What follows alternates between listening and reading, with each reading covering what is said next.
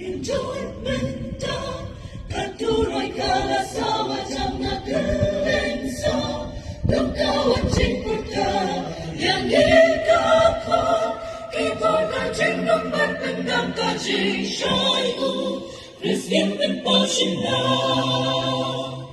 Yang nentakum kisama Krista Majur katmatu wekenra Ralaki atya Jingnukan syaikda Utrai kipai udan aja Kajing yalik kadang Kementa Haka wajah utusannya Hakar yang putra Yikram datengkan Jingja bakal hani un'an Kumki baklan Hautrai ngin yikram syapting mantul syakra Laki jing ekiman Ngin ben kreya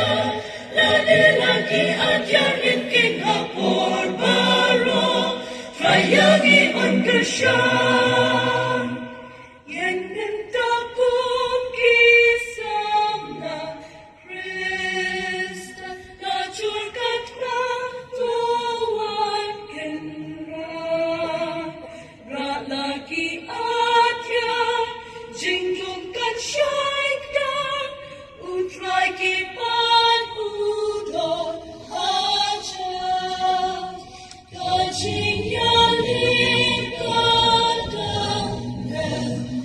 Kementa Aka wajah